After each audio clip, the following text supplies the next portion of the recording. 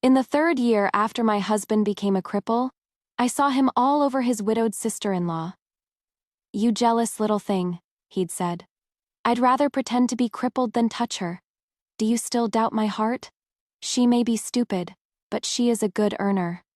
Without her, how would we have all this? Once she is raised, Leo. I'll turn her into a beauty urn and make another fortune." I didn't argue. I didn't cause a scene. I just spent the night disabling all 3 of his legs.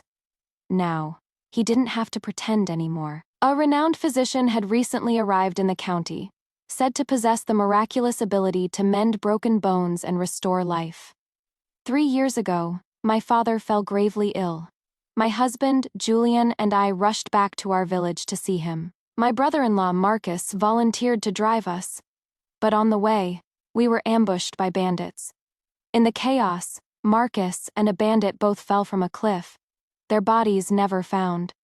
Julian was thrown from the carriage, his legs severely injured, leaving him unable to walk. Of the 3 of us, only I was unharmed. From then on, Julian was consumed by despair, his temper growing more volatile, and he refused all medical treatment. I too was tormented day and night. It was all my fault. I had dragged him down. I was indebted to his family. Learning that the physician would only be in town for half a day, I abandoned my shop and hurried home. I had to get Julian to him as soon as possible. I had to make him walk again. My heart pounded all the way home. I was practically running, still out of breath. I was about to push open the door to our room when a strange sound came from within. I froze. Through the crack in the door, I saw him, my husband, who had been crippled for 3 years, on top of my sister-in-law, Clara.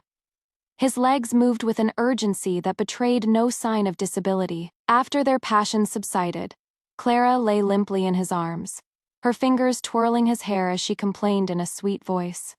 "My love, whenever I hear her call you husband, I just want to rip her mouth apart." He chuckled, pinching her cheek. "You jealous little thing. I've pretended to be a cripple for 3 years and haven't even touched her. Do you still doubt me? My heart has only ever been for you." Clara huffed, a mix of petulance and affection. "You say that, but I don't believe you." His tone turned mocking. "That fool still thinks I am a cripple. When I refuse to see a doctor, she just thinks I am heartbroken and works even harder to support the family. See? Our little family of 4 is doing quite well, isn't it? But she is so beautiful. Are you sure you are not even a little tempted?" His face darkened. "She is so good at making money, who knows if she is not sealing deals in bed? I can't even stand to look at her, she disgusts me." "Don't worry. Once she is raised, Leo, and is no longer of any use, I'll turn her into a beauty urn and make another fortune." He chuckled and kissed her earlobe, adding in a low voice. "And then, I'll use all the money to buy you jewelry." "How about that?" Clara giggled. "Really? Have I ever lied to you?" With that, he swiftly flipped her over, his voice hoarse. "My dear sister-in-law, one more time. That wasn't enough." My hands clenched into fists, my nails digging into my palms. Only the sharp pain kept my rage in check. "Don't go in. Don't show your hand now.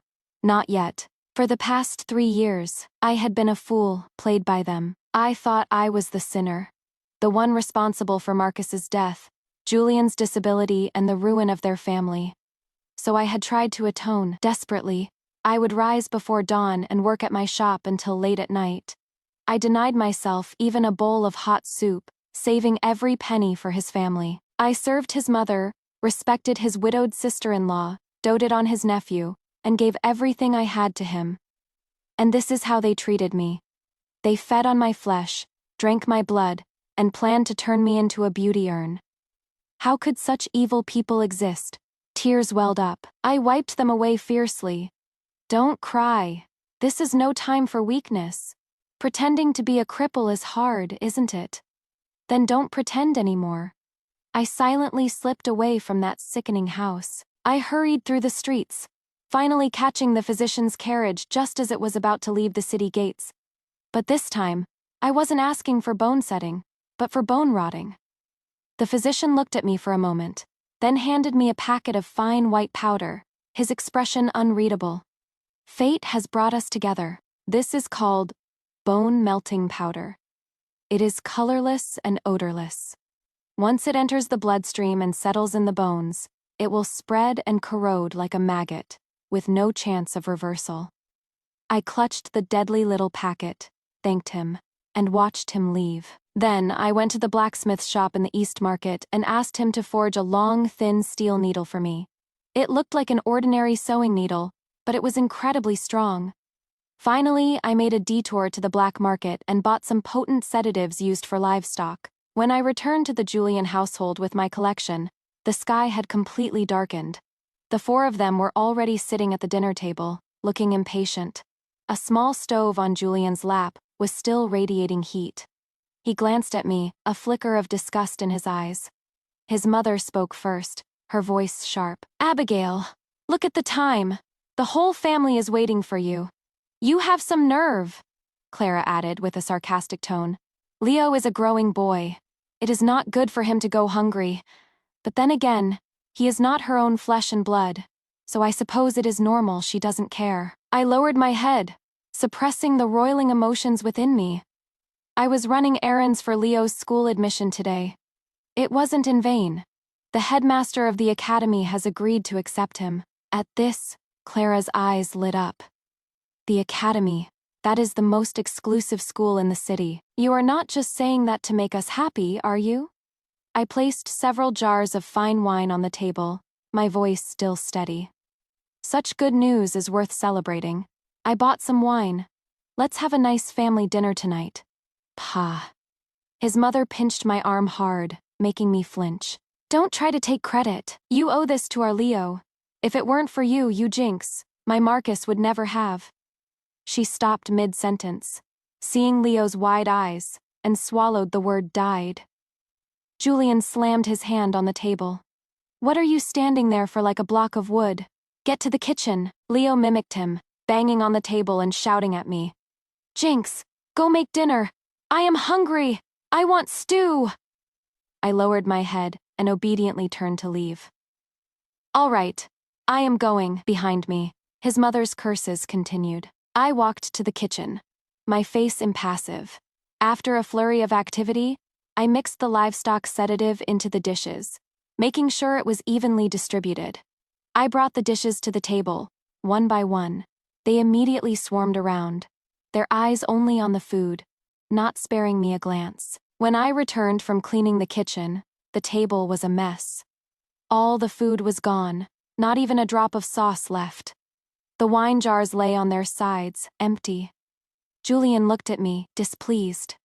"Why did you make so little? You are so stingy. It is not even enough to fill the gaps between my teeth. Buy more good wine and food tomorrow. Don't be so cheap all the time." Clara dabbed her lips elegantly with the handkerchiefs. "Sister-in-law, I've heard that bird's nest is very good for you. You should buy some for me to try tomorrow." His mother slammed her chopsticks down. "What are you still standing there for? Useless thing, clean this up. Just looking at it is annoying." I silently began to clear the plates. Just as I had stacked a pile and was about to turn toward the kitchen, Leo stuck his foot out. Caught off guard, I fell forward, crash. The plates shattered on the floor. I instinctively put my hands down to break my fall, landing on a sharp piece of porcelain. A searing pain shot through me. Blood stained the broken shards. Leo ran up to me, jumping up and down. Instead of apologizing, he spat at me. "Jinx serves you right." His mother gave him a thumbs up, her face full of approval. "Oh, my clever boy, so smart. A perfect shot." She looked at me as I struggled to get up, her eyes full of contempt. "As clumsy as a pig. You can't even clear the table without falling. If you had scratched my precious grandson, I would have skinned you alive." Clara covered her mouth, giggling with schadenfreude. "Sister-in-law, Leo is just a mischievous child. You are a grown woman. You are not going to hold it against him, are you?" She then feigned horror and tugged on Julian's sleeve. "Julian, look at her eyes. They're so scary. Is she going to hit Leo?" He threw his teacup at my face. I turned my head slightly, but it still grazed me. "Who are you giving that look to?" he barked. Clean this mess up, then go kneel in the ancestral hall. Reflect on your actions. Don't get up without my permission. I lowered my head, hiding all emotion. Clutching my still bleeding hand, I silently continued to clean up the mess on the floor. Leo clapped his hands. Mom, look. She is like a dog, Clara sneered. Leo, remember this. Never be soft on a woman. You must be like this in the future, too. At 3 in the morning, all was quiet. Only the rustling of leaves in the wind could be heard. I slowly stood up, rubbing my stiff knees. There was no trace of sleepiness in my eyes, only the excitement of impending revenge. I pushed open Julian's door. He was lying on his back, his breathing heavy, sleeping like a log. I slapped his face hard. He didn't react, just let out an unconscious snore. Of course. The dose I had given was enough to knock out a bull, and he had ingested the most. He was now like meat on a chopping block, at my mercy. I took out the long, thin steel needle from my sleeve and carefully dipped the tip in the bone-melting powder. I lifted the blanket. I slowly inserted the needle into the key pressure points on his ankles and knees. The needle pierced his flesh and went deep into the bone. He only frowned in his sleep and let out a muffled groan. The wounds from the needle were tiny and would heal quickly, and doctors mostly relied on visual examination and touch to diagnose injuries. They would just conclude it was an ailment of the joints, a blockage in the meridians. Besides, in the eyes of the world, Julian was already a cripple. I was just fulfilling his wish. My gaze slowly moved up, finally settling on his crotch. You'd rather pretend to be a cripple for 3 years than touch me. How hard that must have been. In that case, there is no need to keep this third leg either. I took out another, smaller porcelain bottle from my pocket. Inside was a scented oil I had made from pork fat, minced meat, and some enticing spices. I carefully applied it to his inner thighs and key areas. Our rich aroma instantly filled the air. I opened the wire cage I had brought with me. Several large, hungry rats with green eyes immediately scurried out. They squeaked excitedly, their noses twitching, and pounced on the source of the scent. They began to gnaw and tear at him frantically. The next day at noon, a blood-curdling scream echoed through the entire courtyard. I knelt on the cushion, my eyes downcast.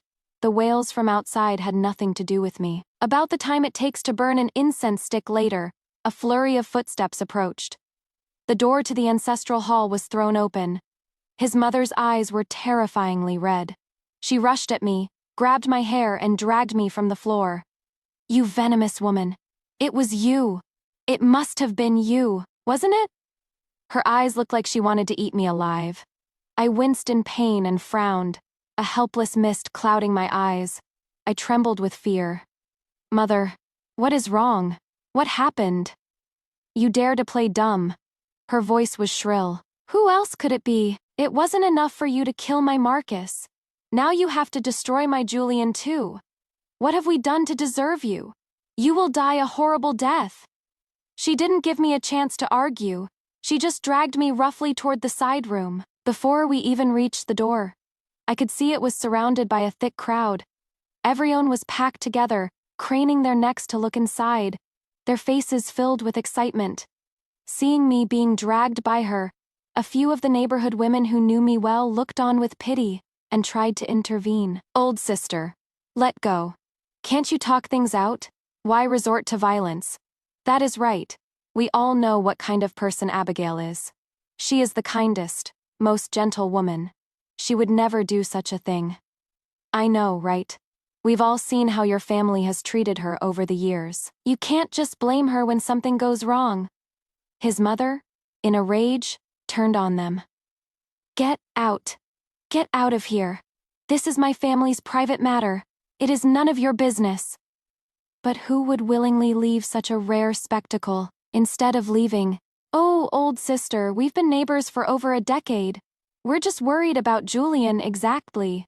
We watched him grow up. Now that he has suffered so much, we're worried too. We just want to see if we can help. They all stepped aside in unison, clearing a path for me and his mother. It was only then that I could finally see the situation inside the room.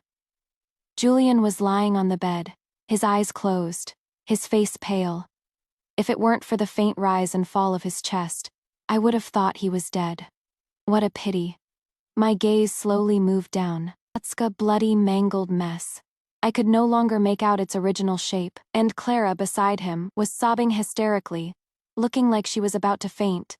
She was crying over my work. I rushed over too. I wailed even louder, drowning out her voice.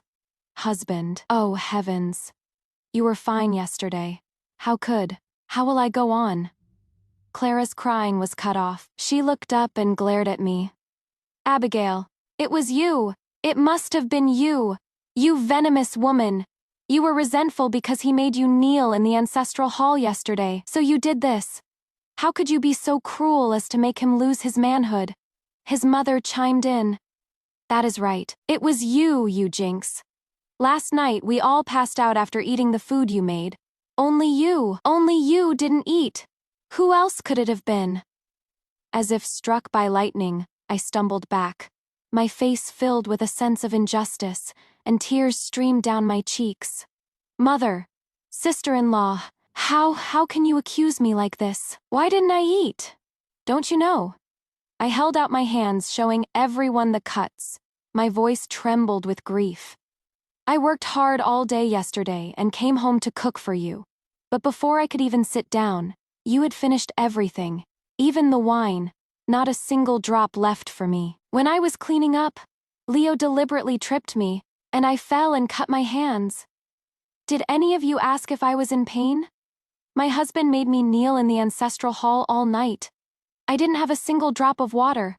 Then you dragged me here and accused me of this. I have served you all with all my heart for so many years, and this is what I get in return. If none of you believe me, what is the point of living? With that, I threw myself at a nearby pillar. Don't do it! The neighbor, Mrs. Jew, was quick and grabbed my waist, her voice trembling with fear. Abigail, don't be foolish! It is not worth it for these heartless people. I collapsed into her arms, sobbing uncontrollably, my whole body shaking. Mrs. Zhu, don't stop me. My husband is my life. I wish I could have taken his place. And now, to be accused like this, I can only prove my innocence with death. My tearful performance won the sympathy of everyone present. Mrs. Jew glared at his mother and Clara, her voice sharp. I heard it all from my courtyard yesterday. You treated her so cruelly, and now you are trying to pin this on her. Have you no conscience? Even if this goes to court, I will testify for her. The crowd chimed in. Exactly. They got drunk, and now they're blaming the one who didn't even eat. We all know how the Julian family treats her. I wouldn't believe she'd harm anyone, not even if you beat me to death. Who in this crowd didn't know I was devoted to my husband? If anyone ever said a bad word about him, I would chase them down 3 streets with a broom. On the other hand, the Julian family had never been kind to me. To say I had harmed him was something no one would believe. Just as his mother was arguing with the crowd, the doctor who had been treating Julian came out with his medical bag, his face grim. His mother rushed to grab his sleeve. Doctor, how is my son? Why are you leaving? The doctor pulled away, his face filled with pity, but he could only sigh heavily. Alas, your son's injuries appear to be from a severe rat bite. The external wounds are so extensive that his manhood is completely destroyed. There is nothing I can do. It is a miracle he is still alive. In the future, alas, just take good care of him. Rat bite, completely destroyed. His mother's eyes glazed over as she repeated the words. Her face went from pale to ashen. Finally, her eyes rolled back, and she fainted. The scene instantly descended into chaos. Screams, cries, and murmurs mixed together in a cacophony. His mother, in the end, did not believe the rat bite story. She reported it to the authorities. The government sent an investigator and officers to conduct a thorough examination. Sure enough, they found numerous signs of rat bites on the wall corners and under the bed. They even found a few gray-black rat hairs in the seams of the bedding. After examining Julian's wounds, the investigator, though horrified, confirmed that the chaotic bite marks were consistent with those of a rodent. Yesterday's food had long been eaten. The broken dishes had been cleaned up. They found nothing suspicious. The officers also checked all the pharmacies and clinics in the city and found no record of me purchasing any poison. And Mrs. Ju testified on my behalf. All the evidence pointed to an accident. With that, my name was cleared. After all the commotion, Julian finally regained consciousness. I sat by his side, dabbing my eyes with a handkerchief, crying my heart out.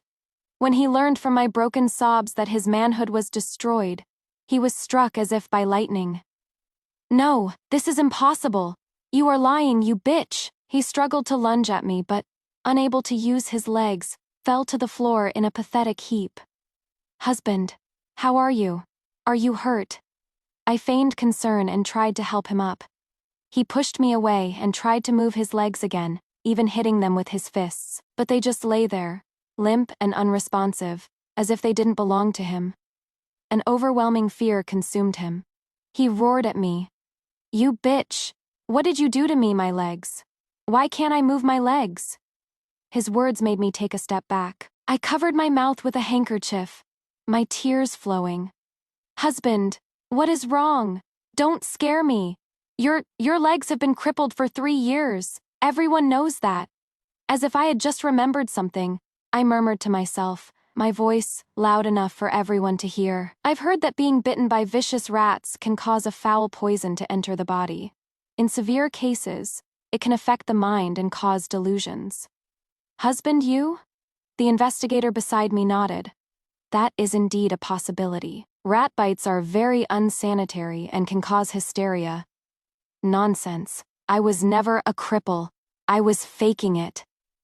Julian was on the verge of madness, desperately hitting his numb legs, trying to prove something. I immediately cried out, my voice filled with worry. "Husband, be careful what you say. Your disability was reported to the county office 3 years ago, and you even received compensation. If you say that now, and word gets out, it will look like we defrauded the government. That is a crime of deceiving the emperor. It is punishable by death." The emperor was benevolent. After ascending the throne, he had established a compensation fund for disabled soldiers and those injured in accidents. The amount was not large, but the process was strict and well documented. At my words, he choked, his face pale. He clearly remembered this.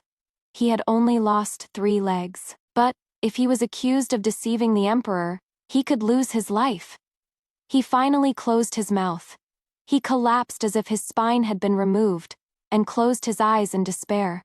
With that, the matter was settled. My dear husband finally went from a fake cripple to a real one. Since becoming a cripple, Julian had been in a state of despair.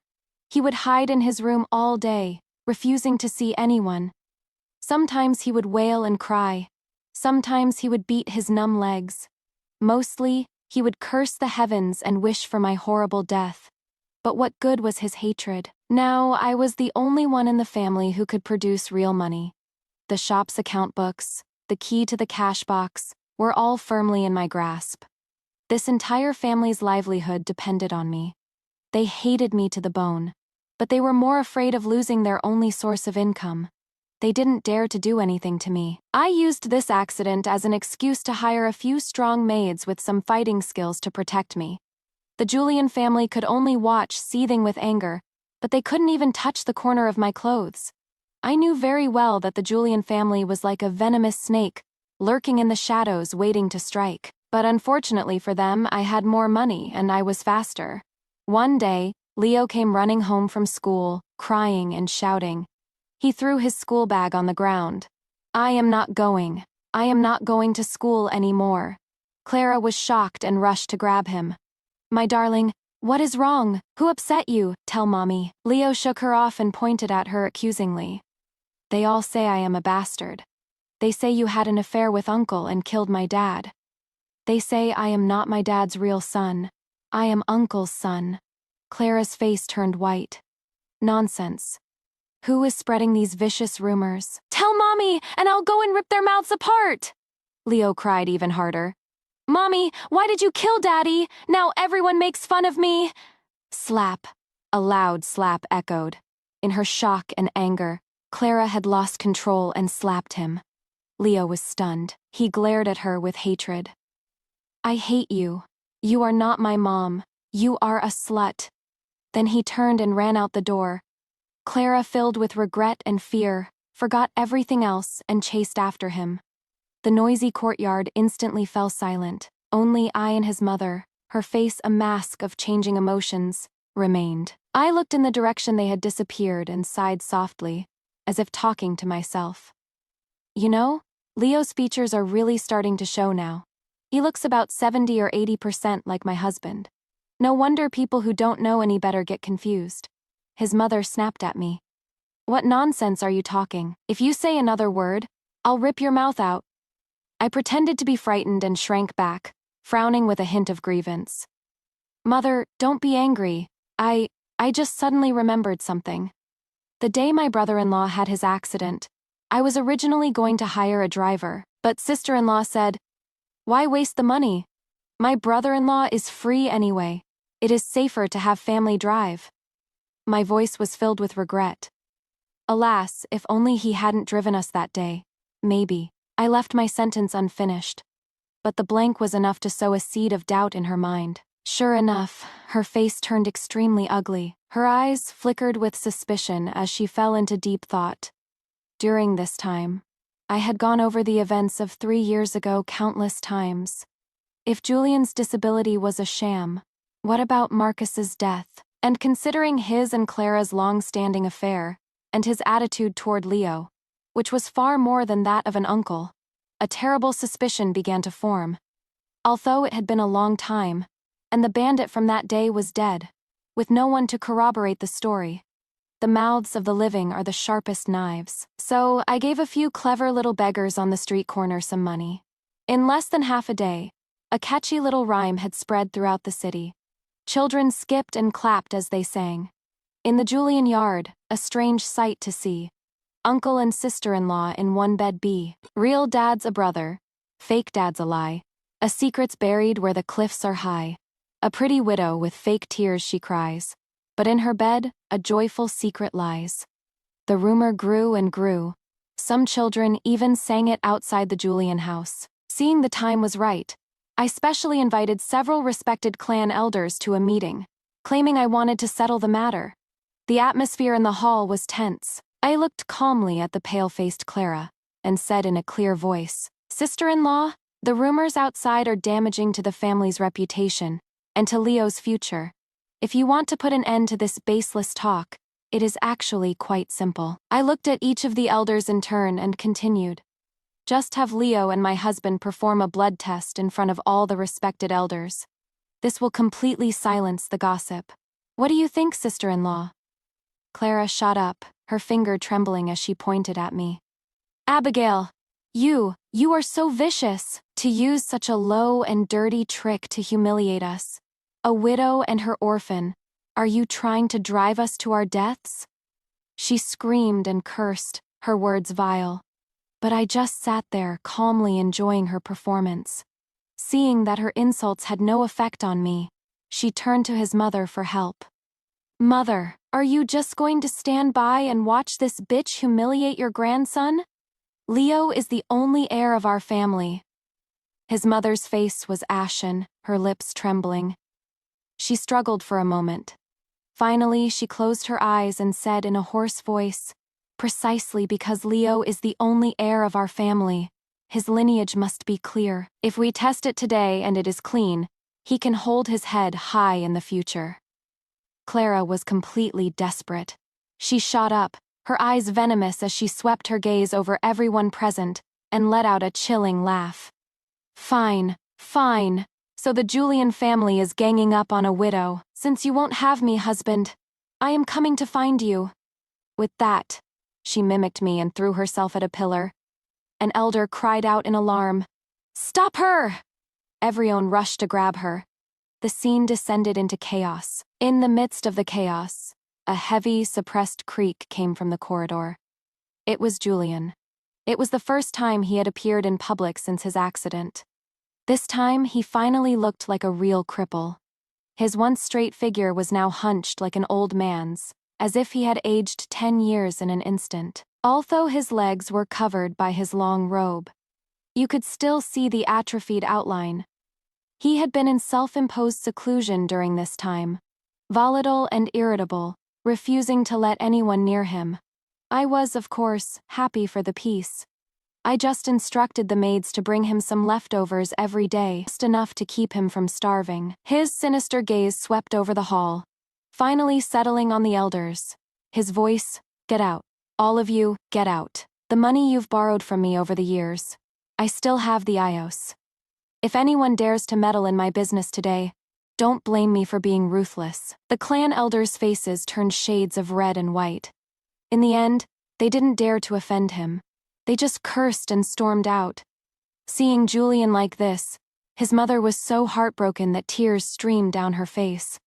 "My son, why did you come out? You should be resting." Julian forcefully pushed her hand away, his tone harsh. "If I hadn't come out, would you have really driven my sister-in-law to her death? And me along with her? Mother, are you getting senile? To listen to that venomous woman's instigation and actually believe those vile rumors to suspect me and my sister-in-law of having an affair?" His mother still cared for him. She opened her mouth, but in the end, she gave in. "I was wrong. Mother is sorry." Julian turned to me, the hatred in his eyes no longer concealed. "You bitch! It is you again! I am going to kill you!" The strong maid beside me immediately stepped in front of me. I gave a slight wave of my hand. "My husband is agitated, and his old wounds have not healed. Take him back to his room to rest." The maid complied. His curses grew more distant. "Abigail, you venomous snake. You will die a horrible death. I won't let you go even as a ghost." The hall was temporarily quiet again. Only the sobbing Clara remained on the floor. The suspicion in his mother's eyes could no longer be hidden. Once the seed of doubt is planted, it will grow silently, waiting for the right moment to sprout. A few days later, a note was secretly slipped into Clara's hand. She glanced at it, quickly crumpled it up, and stuffed it into her sleeve, her eyes darting around suspiciously. She made an excuse to go to the cloth shop and left in a hurry. Seeing her furtive movements and flickering gaze, his mother grew suspicious and secretly followed her. And I, of course, would not miss this good show. The inn was located in a remote alley. When Clara arrived, she looked around nervously, making sure no one she knew was watching, before slipping inside like a thief. She hurried up to the second floor and stopped in front of room 3. She hesitated for a moment, then finally raised her hand and knocked. The door opened. A rough hand yanked her inside. Clara, still shaken, was relieved to see a strange, burly man with a fleshy face inside. "Who are you?" The man grinned, revealing a mouthful of yellowed teeth, his tone lewd. "Have you forgotten so soon, little lady? You caused my brother's death, and you don't even know who I am." Clara forced herself to remain calm. "Nonsense. Who is your brother? I don't know him at all." Slap. A slap landed on her face, disheveling her hair and making her ears ring. The man grabbed her collar and growled. 3 years ago, at the Black Wind Pass, you had my brother pretend to be a bandit and kill your husband, Marcus. And afterward, you are lying. Stubborn, are you?" The man let go of her and smiled lecturously. "Then I'll just have to go and have a little chat with your mother-in-law. What do you think she'll do to thank you when she finds out her eldest son was killed by you?" Clara's face instantly turned ashen. What do you want?" The man smiled and approached. "My brother is gone. This debt, naturally, you have to repay. But before that, let me have some fun. I've heard you are quite skilled." The sound of tearing cloth and obscene words soon filled the room. His mother, who had been eavesdropping outside, was already trembling with rage. "You venomous woman! Give me back my son!" She threw open the door and rushed in, screaming. "Ah!" Clara's scream rang out. The room was in chaos. The sounds of fighting, cursing, and breaking objects filled the air. Then, with a heavy thud, his mother let out a short cry of pain. All the noise stopped. The door was pulled open, and the man, disheveled, rushed out, shouting, "It wasn't me." He stumbled down the stairs and fled. A passing waiter peeked inside and was so terrified he screamed, "Ah! Murder! Someone's been killed!" Soon, the sound of rushing footsteps filled the corridor. The room was a mess. Clara, her clothes nearly torn off, was huddled in a corner, terrified, and his mother was lying in a pool of blood, already gone. I stood outside the crowd, watching coldly. Then I silently disappeared down the corridor. A few days later, the county court was in session. The man, whose name was David, was a gambler. He confessed everything before he was even tortured. It turned out he had lost heavily at the gambling den, and was deep in debt. At his wit's end, he had overheard some drunkards gossiping about Marcus's death 3 years ago. An idea took hold of him. He pretended to be the brother of the bandit who had fallen from the cliff, hoping to blackmail Clara for some money. But he never expected to be caught by my mother-in-law. "Your Honor, please have mercy." David kowtowed until his forehead was raw. "I just wanted some money. I never meant to kill anyone. It was that venomous woman, Clara. She was the one who pushed her," and the old lady hit her head on the corner of the table. She was gone instantly. It really wasn't my fault. With that, the case was clear. Although Clara vehemently denied the old charge of murdering her husband with Julian, the murder of his mother was undeniable.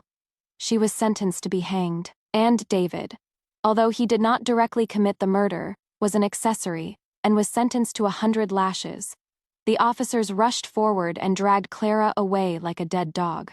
I slowly pushed open Julian's door. A nauseating stench of decay hit me. He was lying on the bed, like a skeleton wrapped in human skin. When his eyes recognized me, they were filled with hatred. "You venomous woman, you dare to come here." My voice was calm. "Husband, I came to tell you that your mother is dead." His body trembled, his pupils constricted, and he hissed, "What?" I walked gently to the bedside and looked down at him. "But don't worry, the one who killed her has also been brought to justice." Guess who it was? I watched his chest rise and fall with his ragged breathing, a slight smile on my lips. I was shocked when I first heard it too. It was sister-in-law. "Nonsense! Sybil." He squeezed the words out from between his teeth. I leaned in close to his ear, my voice soft, like a lover's whisper.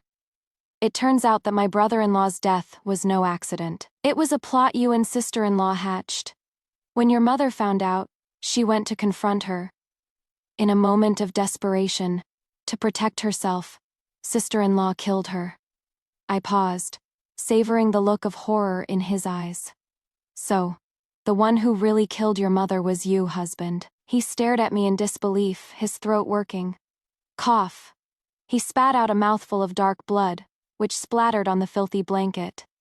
I glanced indifferently at his lower body. Yellow pus was oozing from it, and it gave off a putrid stench of decay. "Oh, by the way, husband, there is one more thing I forgot to tell you." My tone was light, as if we were just chatting. "I was the one who destroyed all 3 of your legs. I even mimicked the faint sound. Do you know how much those little guys enjoyed it? Crunch, crunch, and you didn't even wake up." "Ah!" He let out a blood-curdling scream, his whole body convulsing. He reached out, as if to strangle me, but could only flail his arms in the air. You, a horrifying gurgling sound came from his throat. I took a step back and watched him struggle. The convulsions gradually weakened. He stared at me, his eyes filled with venom and unwillingness to die. I grinned, his head lolled to the side. His last breath escaped him. He died with his eyes open. I stood there for a moment, then turned and pushed open the door. I instructed the maid waiting outside. My husband was so overcome with grief at the news of his mother's death that he has followed her. Prepare for the funeral. Now, only Leo was left in the family. He was, after all, just a child. I took him to the clan elders. "Respected elders, I am a widow. My husband and mother-in-law are both gone. I am unable to raise and educate the only heir of the family. Leo is the rightful male heir, and the honor of the clan depends on him. He should be raised and educated by the clan, so that he can live up to our expectations and bring glory to our name. My words were sincere, but my tone was firm. The clan elders, bound by clan rules, had no choice but to agree. But without a mother or a father, Leo's future was predictable. With that, I finally escaped that man-eating den of a family. All those who had deceived me, humiliated me, betrayed me, and harmed me had received their just deserts.